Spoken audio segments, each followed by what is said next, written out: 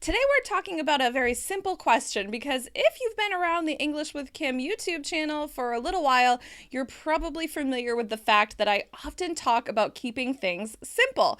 So today we're going to talk about a very simple but effective question. Something I notice with a lot of my clients and students is that people tend to think that what we need to be focusing on is more advanced questions, more complex vocabulary. But if you've been watching my videos for at least a little while, you probably have seen that I often mention that we need to keep things simple. We need to use simple but effective questions. We need to answer with simple but effective language. We need to use clear, simple vocabulary. We need to speak clearly and effectively. It's not about getting more complex, it's getting more efficient, more effective, more expressive. So I hope that today's lesson helps you understand how this very simple question can be used in order to connect in conversation with another person. So today's question is, what's on your mind? And I'm sure there's a similar version of this question in your native language.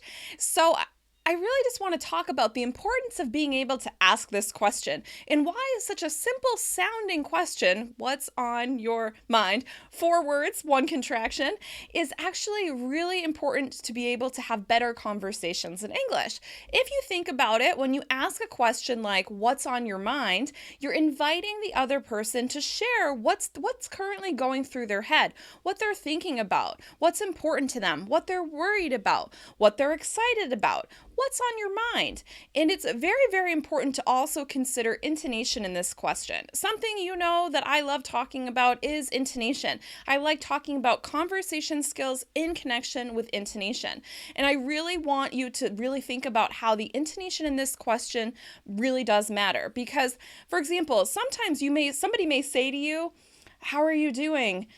"Oh, I have to talk to you." "Oh, what's on your mind?" And you're going to show that kind of concern about the person. What's on your mind? That kind of doubtful rise at the end of the question is going to invite the person to share because you're showing concern for them.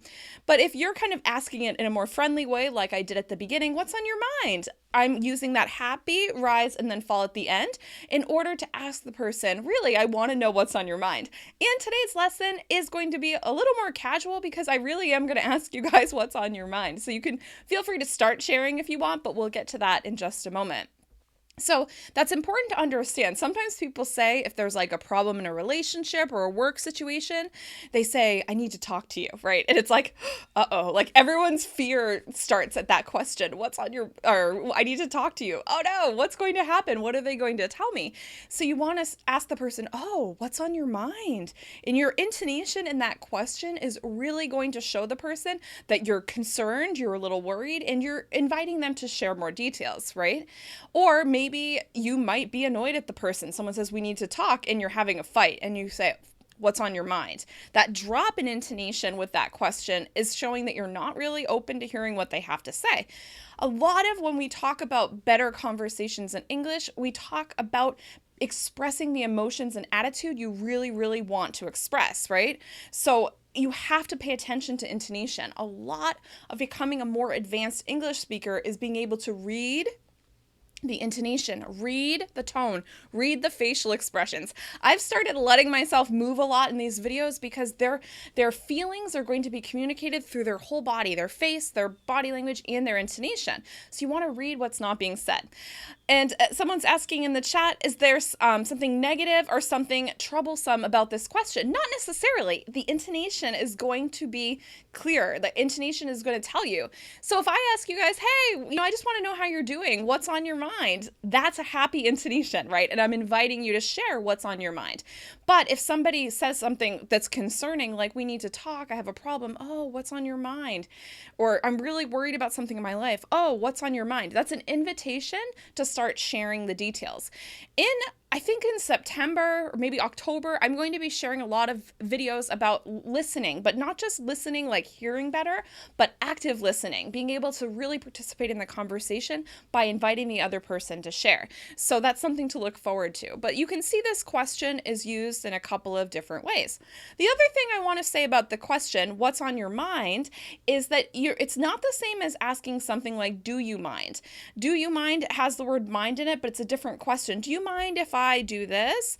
Or do you mind, with a negative intonation, is saying like, hey, watch out, like, could you be a little more polite? And so that's something, maybe I should make a video about that later.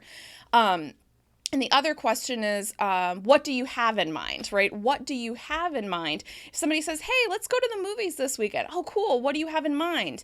They're asking you, like, what are you thinking about? So it's a slightly different question than what's on your mind. What's on your mind is an invitation to share what you're currently thinking about, often what you're currently worried about, what's currently occupying a lot of your thoughts. It can be positive or negative depending on the intonation. So as we go through this, I want you to tell me what's on your mind. It could be something related to English, if English is on your mind, or something at work. It could be something related to something in your personal life or something going on, for you in your work. You can share whatever you feel like sharing. I understand, some people keep things a little more private, but I want you to share what's on your mind. In that way, if you ask questions about English, like, we'll see if I can answer some of them here, but also just what's on your mind in terms of life. This is a really good question. Like we often say, I have a lot on my mind, right? I have a lot on my mind. And so if somebody seems preoccupied or worried, or they're just distracted and not paying full attention to you, then you might say, I have a lot on my mind. So then somebody will ask in return, what's on your mind, with that concern in their voice, in order to invite the person to share. Remember, the concerned tone, the higher intonation, is the invitation. If you say what's on your mind with a drop at the end, that shows annoyance, that shows frustration, and it's not encouraging the person to share. So if somebody says, I have a lot on my mind, sorry, I'm distracted, I'm not listening, and you say, oh, what's on your mind? And you're inviting the person to share. Oh, what's on your mind? I'm repeating it just so you can keep hearing the tone. So this can happen sometimes. So sometimes you're happy and you're preoccupied with good things, or you just have a lot of plans. It could be exciting plans. And sometimes you're worried about things. A lot of times when there's big things that are happening in our countries or in the news or even internationally, we have a lot on our minds. We feel kind of stressed and worried about climate change or something like that, or you worry about things that, there's some news happening in the United States that's very concerning, and so people feel a little distracted. So you say, what's on your mind? Sometimes you'll want to share, and sometimes you say, I just don't want to talk about it. So it really depends on the situation. So I have the state of my country on my mind, but I actually I'm going to talk more about things on my mind regarding English today. So one thing that's been on my mind, and since I have you guys here, I'm going to ask you, is I don't know where people who are learning English at the more advanced level, like, where are you looking for information?